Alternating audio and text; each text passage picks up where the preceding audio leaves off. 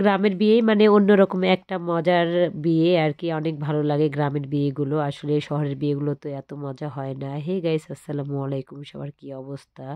আশা করি সবাই ভালো আছেন। আলহামদুলিল্লাহ আমিও ভালো আছি। তো চলে এসেছিলাম ভাতিজার বিয়েতে আর কি।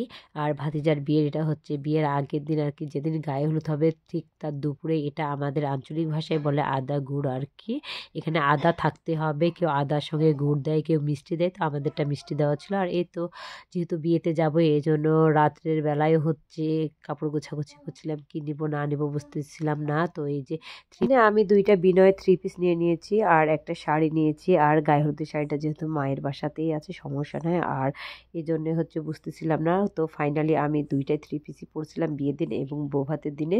আর শাড়ি পরা হয় না। এই তো আপনাদের ভাইয়া আমাদেরকে বাসে উঠাই দিছে, আমরা বাসে চলে যাচ্ছি মায়ের বাসে। আপনাদের ভাইয়া রাত্রে যাবে এই জন্য। আর এখানে এই যে আদা গুড় আমরা বলি আঞ্চলিক ভাষায় আমাদের এখানে। তো আপনাদের আঞ্চলিক ভাষায় এই গোসলটাকে আপনারা কি বলেন অবশ্যই কমেন্টে জানাবেন। এখানে আমরাও হচ্ছি সবাই প্রিপারেশন নিচ্ছিলাম, তার আগে একটু ফটোশ্যুট চলছিল।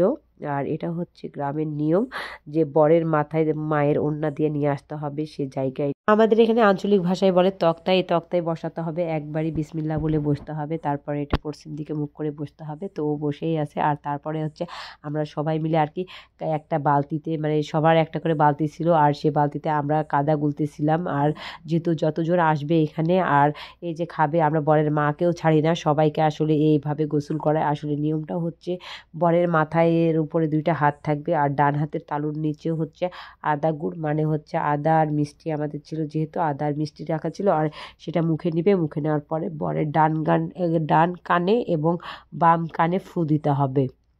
আর ফু দেওয়ার পরে হচ্ছে আমরা কাদা মাখিয়ে দিই। আর এখানে তো আন্টি হচ্ছে মানে বরের বড় বোন আন্টি হচ্ছে আমাদেরকে বোকা বানিয়ে চলে যাচ্ছিলো, কিন্তু আমরাও নাছোড়বান্দা, তাকে ছাড়বো না, এই জন্য আমরা দূর থেকে পানি চালিয়ে দিচ্ছিলাম। সে অটোমেটিকলি ভিজেও গেছে।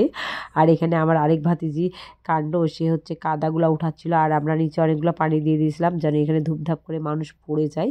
তো লাস্টের বেলা পড়েও গেছিলো, কিন্তু আমার কাছে ফোনটা ছিল না, যেহেতু আমি নিজেও মজা করতেছিলাম, সবাই মিলে মজা করছিল, এই জন্য ভিডিও করা হয় নাই। শুধু ওই যে আপনার ফটোগ্রাফারের কাছেই ছিল কিছু ভিডিও আছে, ওইগুলো অবশ্যই নেক্সট টাইম আমি দেখাবো ব্লগে। আমি এবং আমার ভাতিজারা কত মজা করেছি। আর এগুলো হচ্ছে আমরা গোসল টোসল করার পরে ফ্রেশ ট্রেশ হয়ে এসে একদম সন্ধ্যার একটু আগে এগুলো সাজাইছি। আসলে আমরা 3-4 জনে সাজাইছি, এই জন্য খুব তাড়াতাড়ি হয়ে গেছে। আর কেমন হয়েছে অবশ্যই কমেন্টে জানাবেন। আমরা নিজেরাই বাসাতে এগুলো সব কিছু সাজাইছি আর কি, যতটুকু পারছি ততটুকু করছি আর কি। হাতের কাছে যেগুলো ছিল সেগুলো নিয়ে করছি। গোটা মুরগি ছিল, গোটা মাছ ছিল, আর এখানে ঝাল কিছু খাবার ছিল। আমাদের নিজেদের মধ্যে যতগুলো রিলেটিভের বিয়ে হয় আমাদের কাজ থাকে এটাই যে থালাগুলোকে সাজাতে হবে, তারপর নিজেদেরকে সাজতে হবে, এবারও তাই। তো আল্লাহ হাফেজ।